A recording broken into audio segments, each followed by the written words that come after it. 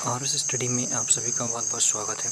कक्षा 9 एनसीईआरटी गणित में हम अध्याय 11 कर रहे थे, जिसका आज हम प्रश्नावली 11.1 का प्रश्न क्रमांक 2 हल करेंगे। प्रश्न है हमारा, एक दी हुई किरण के आरंभिक बिंदु पर 45 अंश के कोण की रचना कीजिए और कारण सहित रचना की पुष्टि कीजिए। यह प्रश्न 1 के अनुसार ही है। हमने प्रश्न 1 में 90 अंश का कोण बनाया था और इसमें हमको 45 का बनाना है। तो 90 का आधा होता है 45, तो हम पहले 90 अंश का कोण बनाएंगे प्रश्न 1 के अनुसार और उसका एक समद्विभाजक खींचेंगे जो कि 45 अंश का होगा। ठीक है, जैसे कि हमने पहले क्या किया था कि एक किरण लिया था हमने, इस तरह से किरण खींचा था हमने। सबसे पहले इस किरण को हम ए भी नाम दे देते हैं।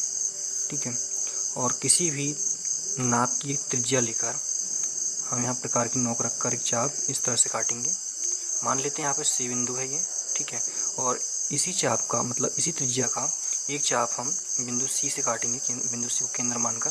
तो जैसे कि अगर यहाँ पे आता है तो इसको हम, इस टर्न बिंदु को हम कुछ भी नाम दे सकते हैं, जैसे इसको हम डी दे सकते हैं यहाँ पे। फिर यहाँ पे प्रकार की नोक रखकर इसी को आगे बढ़ाना है और एक चाप फिर से यहाँ पे काटना है और प्रतिच्छेद बिंदु को हम यहाँ पे ई नाम दे सकते हैं। ठीक है, तो फिर से हमें बिंदु डी और ई को केंद्र मानकर इस लंबाई का, ठीक है, इस लंबाई का, या फिर कह सकते हैं कि AC की जो लंबाई है इसके आधे से अधिक का हम एक चाप ऊपर काटेंगे सी ई से और डी से भी काटेंगे।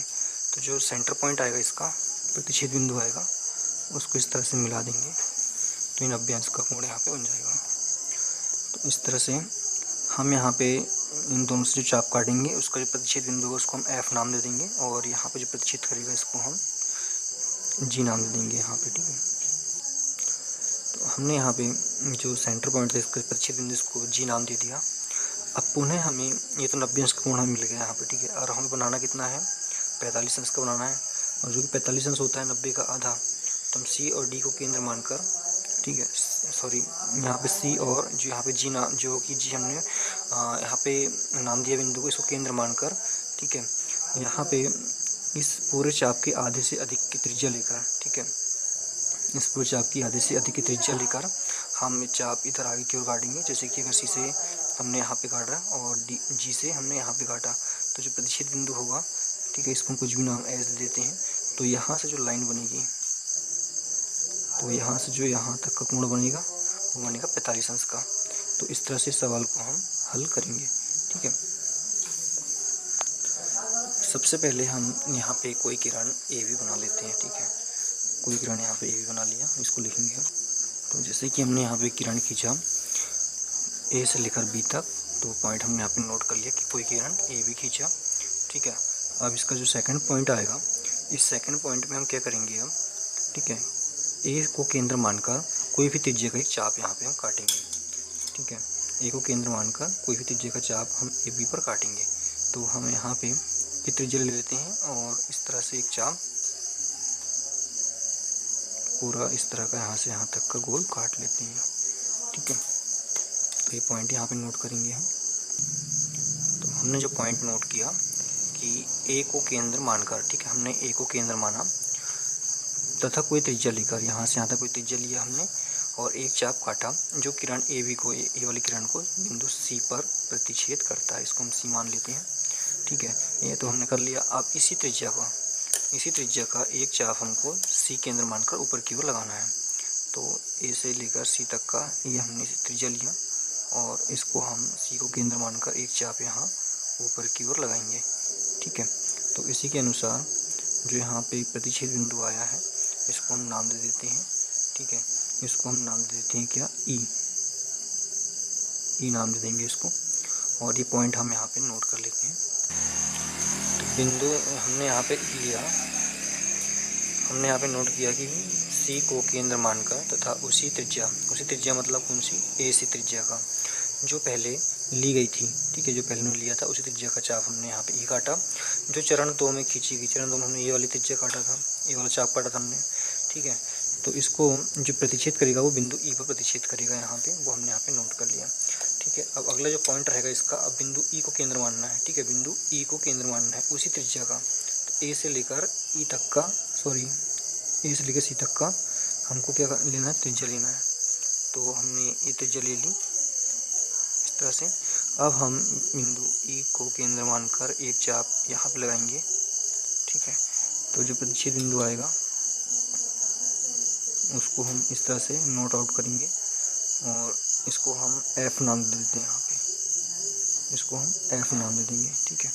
हम इसको भी नोट कर लेते हैं, इस पॉइंट को भी। तो हमने पॉइंट लिखा है यहाँ पे कि ई को केंद्र मानकर, पहले सी को केंद्र माना था, अब ई को केंद्र मानकर और उसी त्रिज्या का, ठीक है, कौन सी, जो कि AC हमने पहले लिया था, इसी त्रिज्या का चाप हमने काटा, एक चाप खींचा जो चरण 2 में खींचेगा चाप को F पर प्रतिच्छेद करता है। तो चरण 2 में हमने ये वाला चाप काटा था पूरा, तो इसको केंद्र मानकर जब चाप काटा गया तो यहाँ पे ये प्रतिच्छेद बिंदु मिला जिसको हमने F नाम दिया। अब हमें पुनः F और E को केंद्र मानकर ऊपर की ओर एक चाप काटना है, ठीक है। तो हम ये भी कर लेते हैं।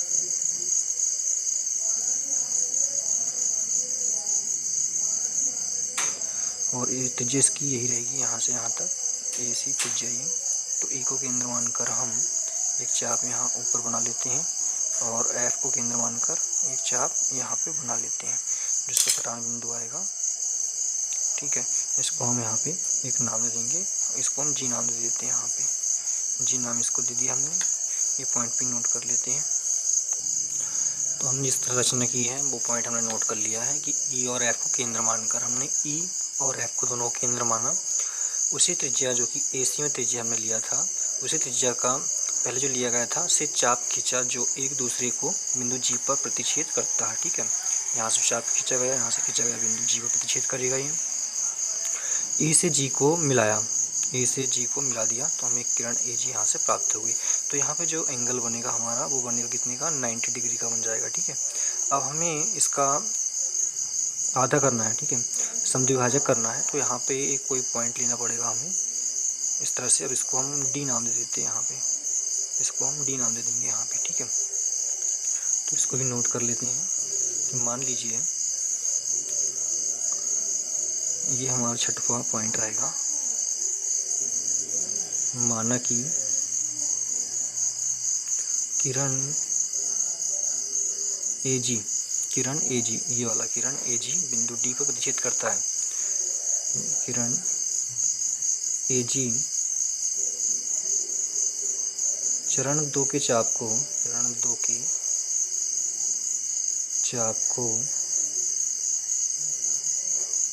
बिंदु D पर प्रतिच्छेद करता है, D पर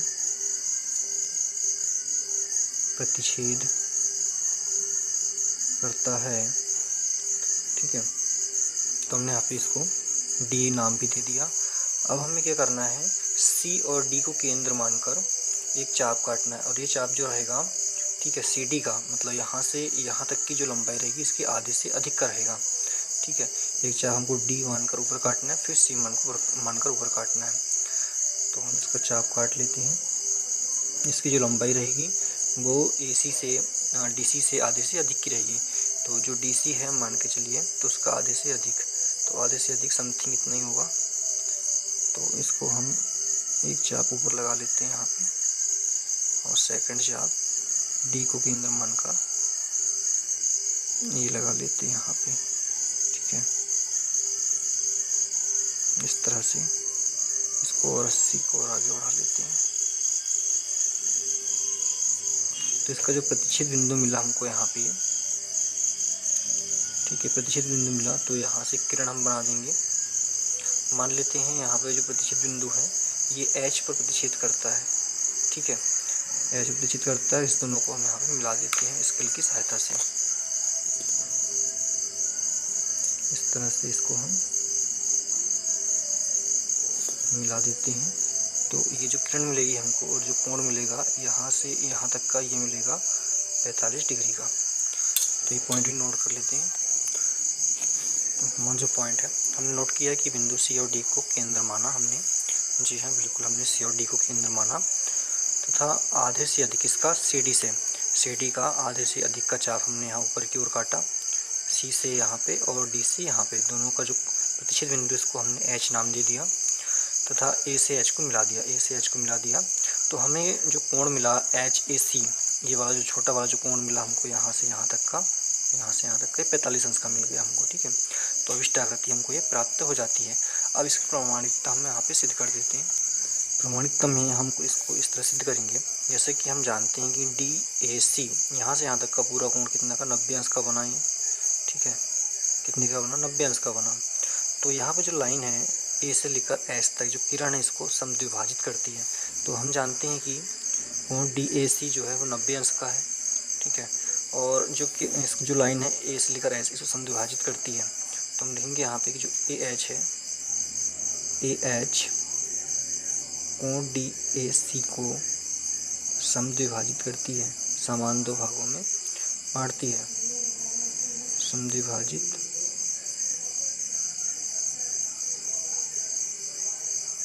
करती है। इसलिए यहाँ पे क्या हो जाएगा? DAC डिवाइड बाई 2 हो जाएगा, ठीक है। और DAC कितना? 90 अंश का है, और डिवाइड हो जाएगा यहाँ पे 2, तो बराबर कितना जाएगा? 45 अंश, ठीक है। तो जो कोण है हमारा HAC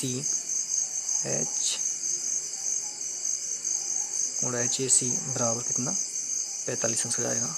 और यही हमको सिद्ध करना था, तो यहाँ पे लिख सकते हैं इति सिद्धम, ठीक है। इस तरह से हमारा सवाल नंबर 2 कंप्लीट होता है। अगले वीडियो में हम सवाल नंबर 3 हल करेंगे। धन्यवाद।